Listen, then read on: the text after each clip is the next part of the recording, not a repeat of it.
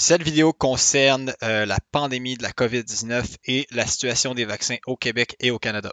J'ai envoyé un email au gouvernement du Québec, mais je n'ai pas reçu de réponse, donc je vais leur envoyer les versions françaises et anglaises de cette vidéo en espérant qu'ils vont les voir.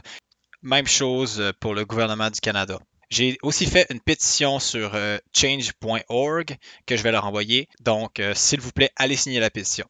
Le but de cette vidéo, c'est vraiment de critiquer le gouvernement du Québec dans leur gestion de la pandémie durant l'année 2021.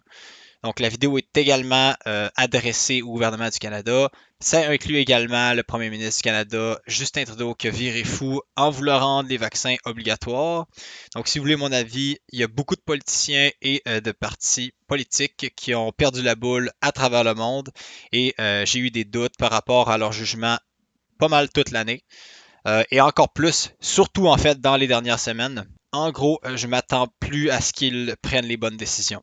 I've given up expecting politicians to do the right thing. J'ai commencé à avoir des doutes quant au jugement de notre gouvernement québécois quand, au début de l'année 2021, ils ont décidé d'instaurer des couvre-feux avec des amendes complètement ridicules pour les gens qui décidaient de ne pas être sur leur propriété après certaines heures. Il n'y a jamais eu de preuve et il n'y aura jamais eu de preuve que les couvre-feux peuvent empêcher la transmission ou la propagation des virus. Les gens ne sont pas imbéciles. La majorité des gens qui voulaient briser les règles l'ont simplement fait sans se faire prendre.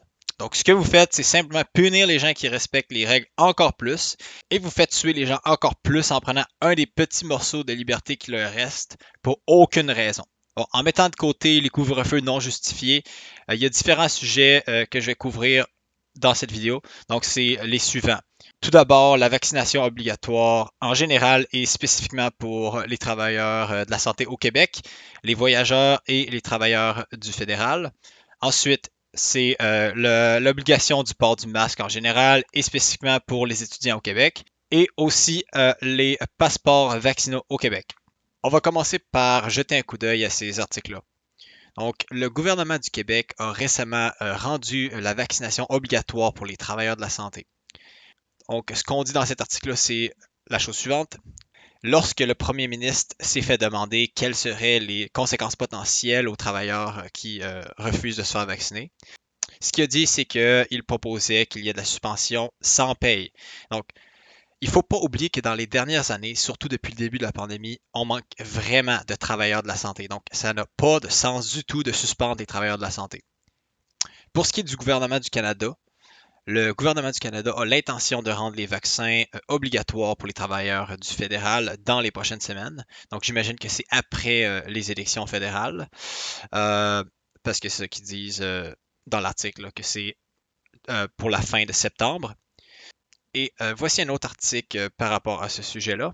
Justin Trudeau s'est fait demander si les gens qui ont pas de raison médicale pour ne pas se faire vacciner seraient autorisés à aller dans les avions ou à prendre un train avec des accommodations. Et il a dit non. Il a dit que les Canadiens savent que la manière de passer à travers de cette pandémie est que tout le monde se fasse vacciner finalement.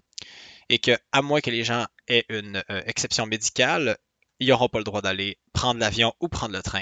Il a également ajouté que le but de tout ça, c'est de protéger les jeunes, de protéger les Canadiens et que finalement, là, c'est sans équivoque pour eux que c'est cette manière-là qu'on va passer à travers la pandémie. Donc, il dit que l'idée, c'est de protéger les jeunes, ce qui est tout simplement faux en passant. Rappelez-vous de ça parce que je vais en reparler plus tard. Donc, voici ce que moi j'ai à dire par rapport à ces vaccinations obligatoires. Donc, tu peux recommander les vaccins, ça c'est correct, mais tu ne peux pas forcer les gens à se faire vacciner. C'est un droit fondamental de choisir quel traitement on veut recevoir. C'est ton corps, c'est ton choix. Si on commence à utiliser cette logique-là, où est-ce qu'on peut forcer les gens à se faire vacciner de manière directe ou indirecte, alors on peut commencer à forcer les gens à recevoir quelconque traitement pour n'importe quelle raison.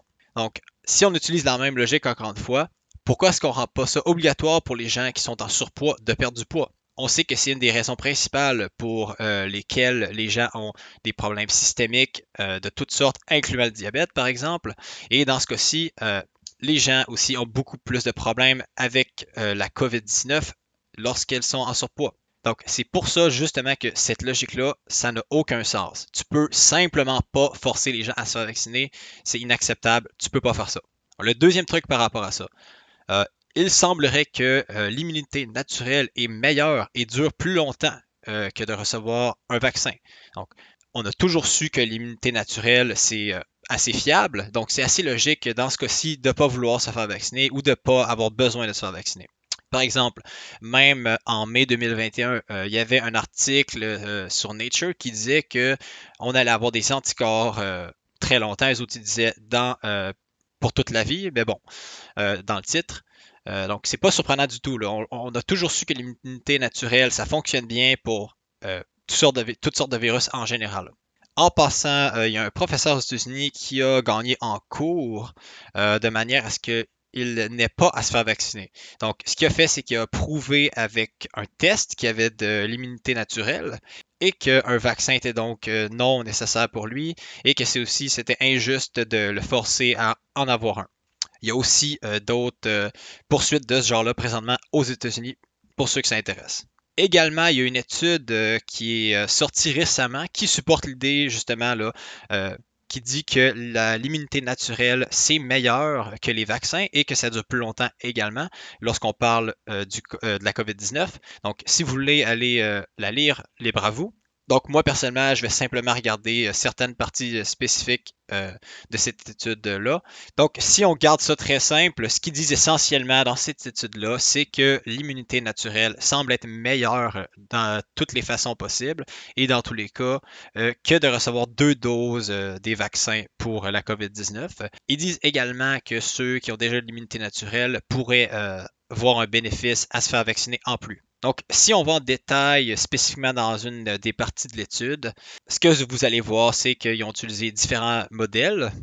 Donc, par exemple, dans le modèle numéro 1, ils ont comparé des gens qui avaient été vaccinés mais qui n'avaient pas été infectés par la COVID-19 à des gens qui avaient été infectés dans le passé mais qui n'avaient pas été vaccinés. Donc, ces gens-là, c'est les gens qu'on considère comme ayant de l'immunité naturelle seulement. Ce qu'on dit, c'est qu'il y avait environ 13 fois plus de cas parmi les gens vaccinés que parmi les gens qui avaient de l'immunité naturelle. Donc, c'est vraiment là, dans un groupe 238 personnes, ça c'est les vaccinés, versus 19 personnes dans l'autre groupe pour le nombre de cas. Donc ça c'est les personnes non vaccinées qui avaient l'immunité naturelle. Donc 238 contre 19. Pour ce qui est des cas symptomatiques, c'était 191 contre 8. Pour ce qui est des hospitalisations, c'était 8 contre 1. Donc ce qu'on constate vraiment, c'est que les nombres sont toujours en faveur des gens avec l'immunité naturelle. Maintenant, on va parler de l'argument protéger les autres. Les gens qui sont vaccinés sont protégés et n'ont pas besoin de s'inquiéter des autres personnes qui ne sont pas vaccinées. Les gens qui ne sont pas vaccinés ont fait un choix conscient de ne pas se faire vacciner et sont au courant des risques. Aussi, les vaccins peuvent aider à réduire la transmission, il semblerait, mais ils ne peuvent pas entièrement empêcher la transmission.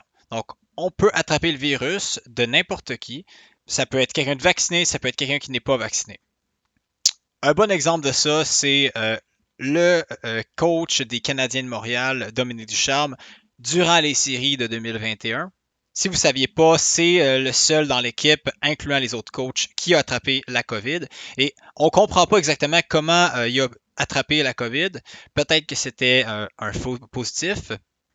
Donc, en gros, ce que je dis, c'est toujours possible d'attraper la COVID très facilement, même si tu es vacciné ou si tu es dans un environnement où est-ce qu'on dirait qu'il n'y a personne qui l'a. Donc, vraiment, là, le vaccin, c'est pour soi-même et ça n'empêche pas de transmettre la COVID aux autres. Il ne faut pas oublier non plus le fait que c'est vrai qu'il y a des risques associés avec les vaccins, aussi petits soient-ils. Dire l'inverse de ça, c'est nier la réalité et des faits établis. Donc, oui, c'est vrai que c'est très rare d'avoir des problèmes sérieux ou de mourir après avoir reçu un vaccin contre la COVID, mais pour certaines personnes, c'est ça qui leur est arrivé, donc c'est triste pour eux. Un autre truc, c'est que il y a des personnes qui ont des allergies ou qui ont eu des mauvaises expériences dans le passé avec des vaccins ou qui ont des situations particulières où est-ce que ça pourrait être une mauvaise idée d'avoir un vaccin. Il y a d'autres personnes qui ont d'autres raisons personnelles pour ne pas se faire vacciner. Donc, à cause de ça, on ne peut pas forcer les gens à se faire vacciner. Aussi, ça nous mène un peu à nous demander est-ce que c'est vraiment le moment de forcer les gens à se faire vacciner quand presque tout le monde est vacciné? Il y a quelque chose comme 88% des gens qui ont 12 ans et plus qui ont reçu un vaccin au Québec.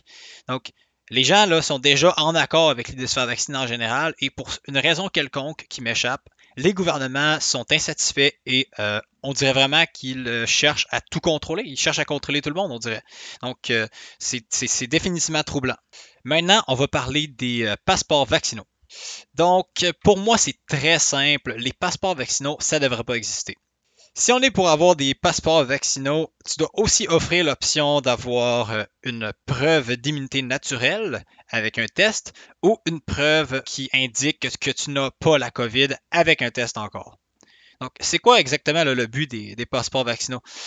On a déjà dit que les gens vaccinés sont protégés du virus et que la majorité des gens sont vaccinés. Donc, ce qu'on fait là, en faisant là, ce passeport vaccinal-là, c'est qu'on est essentiellement en train de discriminer contre un petit pourcentage de la population qui ne sont pas vaccinés, même si ils ont peut-être de l'immunité naturelle. Et dans ce cas-ci, ça veut dire qu'il y aurait même une meilleure immunité. Ou des gens qui ont fait le choix de ne pas avoir un vaccin à cause de raisons personnelles. Et ces gens-là ne demandent pas à être protégés par les autres. Donc, encore une fois, les gens vaccinés n'ont pas besoin d'avoir peur des gens qui ne sont pas vaccinés. Les gens vaccinés sont bien protégés. C'est ça le but justement là, du vaccin. Le but, c'est de se protéger soi-même. Donc, si vous avez été vacciné et vous êtes encore apeuré, pourquoi est-ce que vous allez dans les places publiques? Rappelez-vous, les vaccins et les masques n'empêchent pas entièrement la transmission. Si le but du passeport vaccinal, c'est justement de prévenir la transmission, ben c'est pas logique non plus. Parce que dans le cas où tu es vacciné, mais que tu as la COVID, en le sachant ou non, ben justement, les vaccins, ça ne prévient pas la transmission. Donc, tu vas quand même être autorisé à rentrer dans un bâtiment parce que tu as une preuve de vaccination, mais malgré tout, il y a des bonnes chances que tu transmettes la COVID à d'autres personnes. Parce que comme on a dit depuis le début, les vaccins ne peuvent pas entièrement empêcher la transmission. Donc, c'est pour ça là, que je dis là, que ça n'a aucun sens. Donc, c'est pour ça que je dis qu'on devrait se concentrer sur le fait que les vaccins, c'est fait pour se protéger soi-même et non les autres. Donc, je ne sais vraiment pas pourquoi on fait comme si ça va empêcher les autres d'attraper le virus quand il n'y a aucune garantie. Sans oublier le fait que, comme j'ai déjà dit, si tu as été vacciné, tu peux quand même attraper la COVID. Encore une fois, les gens qui ne sont pas vaccinés sont au courant qu'ils pourraient attraper la COVID et ils sont au courant des risques. Et c'est leur choix à eux. Également, il ne faut pas oublier que avoir aucun cas de COVID est irréaliste à cause justement de comment c'est facile de transmettre la COVID. Donc, ce qui est vraiment important, c'est pas nécessairement le nombre de cas, mais c'est pas mal plus la quantité de cas sévères, les hospitalisations et les morts. Donc, pourquoi? Parce que justement, la santé des gens est importante et aussi pour pas qu'il y ait trop de gens aux hôpitaux. Donc, si tu as un cas de COVID ou est-ce que c'est l'équivalent d'un petit rhume ou même d'une petite grippe, c'est pas vraiment quelque chose là, qui est sérieusement inquiétant pour votre propre santé ou pour les hôpitaux. Le but des vaccins, justement, c'était de faire en sorte que les gens pourraient vivre des vies normales encore en étant protégés par le virus, même s'ils l'attrapent. Donc ça, c'était vraiment le but des vaccins. Donc, maintenant que presque tout le monde a été vacciné, pour une raison quelconque, on a encore besoin de porter des masques, ce qui m'amène à mon prochain point. Mon troisième point, c'est le suivant. On devrait considérer arrêter d'utiliser les masques entièrement ou presque entièrement présentement ou dans les prochains mois. Donc, les masques, ça avait du sens avant, puisque ça peut réduire la transmission, mais tout comme les vaccins, ça ne prévient pas entièrement la transmission. À ce point-ci, si vous avez été vacciné ou vous avez l'immunité naturelle, vous avez une bonne protection si vous êtes exposé à la COVID. Mais c'est ça la chose. Là. On n'atteindra pas un autre niveau de protection. Okay? Donc, c'est vrai qu'il y a des gens qui sont vaccinés qui ont des problèmes sévères avec la COVID, mais c'est généralement les gens vulnérables. Donc, offrir les vaccins à la population, c'est à peu près la seule solution qu'on a pour mettre fin à la pandémie. Il ne faut pas non plus oublier le haut taux de vaccination. Donc, comme j'ai déjà mentionné, presque tout le monde est vacciné. Tout le monde a eu la chance de se faire vacciner. Les gens qui sont vaccinés sont autant protégés qu'ils peuvent l'être, à moins que vous ayez de l'immunité naturelle. Et on ne peut pas forcer les gens non vaccinés à se faire vacciner.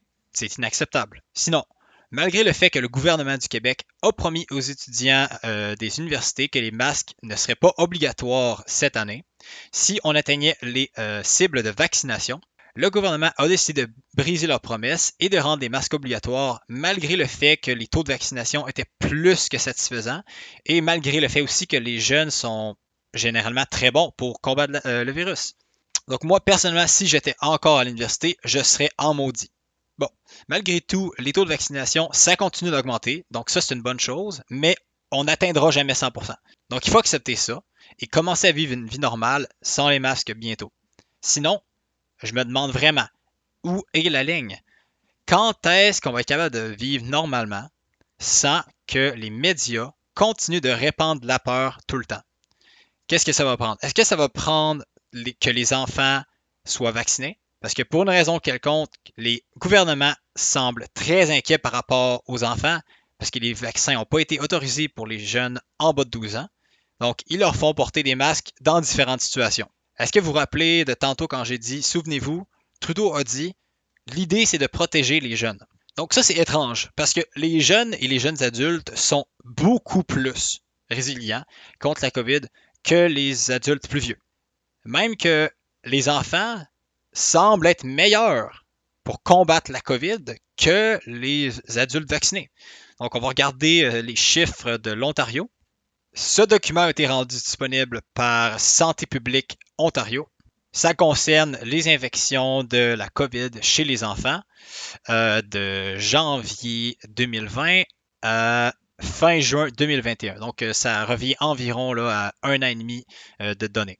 Donc, ce qu'on a, c'est que sur 70 000 cas, il y a eu 2 enfants qui sont morts. Donc, ça, c'est un cas sur 35 000, ce qui correspond à environ ou un petit peu moins que 0,003%. Et ce nombre est environ 200 fois plus petit que le taux de mort chez les 40 à 64 ans. Donc ça, c'est 0,6% pour les 40 à 64 ans. Donc même si on regarde chez les 18 à 39 ans, c'est 85 morts sur environ 221 000 cas. Donc c'est vraiment pas si pire que ça. Donc selon ce qu'on voit ici, les enfants semblent simplement être meilleurs pour gérer la COVID-19 que les adultes vaccinés.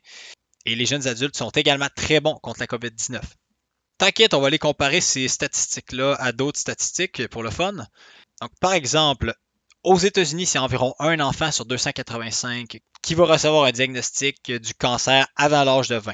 Ce que ça veut dire, c'est que tu as environ 10 fois plus de chances de recevoir un diagnostic de cancer si tu as en bas de 20 ans aux États-Unis que de mourir de la COVID en Ontario si tu es en bas de 18 ans. En 2019, aux États-Unis, les chances de mourir d'un accident d'auto étaient de 1 sur 107 et de 1 sur 1128 pour les noyades. Donc, c'est vraiment, vraiment pas si pire que ça pour les enfants et les jeunes adultes au Canada pour la COVID-19 ou probablement en général dans le monde. En passant, si vous êtes inquiet par rapport aux variants Delta pour les enfants, voici ce que la CDC des États-Unis a à dire par rapport à ça. C'est un article de Radio-Canada. Donc, ce qu'on dit essentiellement, c'est que le variant Delta n'est pas vraiment pire pour les enfants. Et ce qu'on veut dire par là, c'est que les cas sont assez comparables par rapport à d'autres cas de COVID. Donc, c'est pour une période de mars à juin et ensuite de juin à juillet. Et ce qu'on dit, c'est la chose suivante. C'est parmi les 3000 enfants et adolescents qui ont été hospitalisés, donc avant la Delta, il y avait environ 1% de ces jeunes-là qui mouraient. Donc ça, il ne faut pas oublier que, comme j'ai dit, c'est les jeunes qui sont hospitalisés. Si on compare ça aux chiffres de l'Ontario, pour 70 000 enfants, ils avaient 400 hospitalisations et 39 en soins intensifs. Donc, les enfants vont très rarement à l'hôpital à cause de la COVID. Encore une fois, c'est 1% des enfants parmi le groupe de 3000 qui étaient hospitalisés, qui sont morts de la COVID. Et ça, c'était avant le variant Delta. 26% de ces 3000 enfants-là ont dû aller aux soins intensifs. Ensuite, après que le variant Delta ait fait son entrée, les chiffres sont assez faibles. Là. Et ce que je veux dire par là, c'est qu'on n'a pas un très gros échantillon. Donc, on aurait préféré un plus gros échantillon, mais bon, c'est ça qu'on a. Donc, ce que ça dit, c'est que c'est environ 2% ou un petit peu moins que 2% des 164 enfants qui ont été hospitalisés, qui sont morts, et environ 23% de ces enfants-là sont allés aux soins intensifs. Donc, c'est peut-être un petit peu pire pour le taux de mort, mais la différence est assez similaire. La différence est assez petite. C'est assez similaire. Donc, si vous me demandez mon avis, rendu ici, le gouvernement devrait considérer laisser les commissions scolaires et les parents décider pour leurs enfants ce qu'ils veulent faire. Donc, ce que je veux dire par là, c'est est-ce qu'ils veulent faire l'école à distance? Est-ce qu'ils veulent envoyer les jeunes à l'école avec ou sans masque? Ça serait finalement là, à eux de décider. Peut-être qu'il y a un autre scénario auquel je ne pense pas, mais vous comprenez ce que je veux dire. Donc, on devrait se poser la question suivante. Est-ce que les jeunes devraient porter des masques? On vient justement de parler d'à quel point les enfants sont bons pour combattre la COVID. Ils sont incroyablement meilleurs que les adultes. Si on considère ceci et le fait que les masques ne peuvent pas entièrement prévenir la transmission de la COVID, moi personnellement, je pense pas que les masques ont des bénéfices suffisants pour que les enfants les utilisent. Pensez-y, les jeunes passent environ 25 heures par semaine dans la même pièce. Je doute sincèrement que les masques peuvent empêcher la transmission dans de telles situations. N'oubliez pas, la COVID est très facile à transmettre et on ne comprend pas toujours comment la transmission se fait dans certains cas. N'oubliez pas le cas du coach Ducharme des Canadiens. Et sinon, dans le pire des scénarios, si on enlève, ou même si on n'enlève pas les masques chez les enfants, si les enfants attrapent la COVID ou s'il y a un enfant qui attrape la COVID, les écoles vont simplement prendre des mesures temporaires comme ils font déjà quand il y a des cas de COVID. Donc, je pense pas personnellement qu'enlever les masques des écoles, c'est une si mauvaise idée que ça. Je pense même que c'est une très bonne idée. Bon, là, c'est sûr qu'il y aurait peut-être une exception à ça. Ce qu'on pourrait faire, c'est on pourrait garder les masques obligatoires dans les hôpitaux dans les 3-6 mois. Et ça pourrait inclure aussi les autres endroits où est-ce qu'il y a des gens qui sont vulnérables. Donc, on pourrait faire ça de manière temporaire 3-6 mois ou plus, je ne sais pas. Peut-être que j'oublie certains exemples, mais à part ça, je pense qu'on devrait bientôt se débarrasser de pas mal toutes les mesures, incluant les masques, donc comme je disais, ce qui m'amène à mon autre point. Mon point numéro 4, c'est que si on enlève toutes les mesures, on a toujours l'option de réagir à une nouvelle vague d'hospitalisation ou de cas sévères ou de mort avec exactement les mêmes mesures qu'on a utilisées depuis le début de la pandémie. Évidemment, sauf les couvre-feux. Pour l'amour de Dieu, n'utilisez plus jamais des couvre-feux pour des pandémies. Donc, comme je disais, la bonne chose, c'est que présentement, on n'a eu vraiment pas beaucoup de morts dans les 3 derniers mois au Québec et aussi une assez faible quantité d'hospitalisation, surtout considérant la quantité de cas confirmés. Par exemple, en août 2021, il y avait environ 12 000 cas et environ seulement 13 morts. Même chose pour juillet, il y avait 13 morts. En septembre, après 11 jours, on avait 11 morts. Donc, c'est certain, on n'aime pas ça. C'est juste qu'à un certain point, ça ne sera pas possible d'empêcher toutes les morts. Pour ce qui est des cas en date du 11 septembre, il y avait environ 6 000 cas jusqu'à maintenant en septembre. Donc, c'est un peu élevé, mais ce qui est important, c'est la quantité de cas sévères, les hospitalisations et les morts. Donc, on peut regarder les hospitalisations aussi. Donc, en juillet, il y en a eu 86. En août, il y en a eu 300. Et en septembre, jusqu'à maintenant, jusqu'au 11 septembre, c'était 180. Donc, c'est vrai qu'on a des hospitalisations pour la COVID au Québec, mais c'est définitivement pas si pire. Surtout si on compare ça au pire mois des 12 derniers mois. Donc, en octobre, on en avait 1600. En novembre, c'était environ 2200. En décembre et en janvier, on en avait 3000. Et en mars, c'était 1200. Donc, c'est vraiment pas si pire que ça dans les 3 derniers mois. C'est pour ça que je dis que c'est pas parfait, mais ça va pas mal bien. Mon dernier point principal, donc le numéro 5, c'est le suivant. Honnêtement, je suis très déçu du gouvernement parce qu'ils n'ont pas recommandé aux gens de devenir en bonne santé. Il n'y avait presque aucun effort mis à encourager les gens à atteindre une bonne santé depuis le début de la pandémie. On sait que les gens qui ont une mauvaise santé métabolique, donc ça inclut les gens qui sont en surpoids, sont pires pour gérer la COVID-19.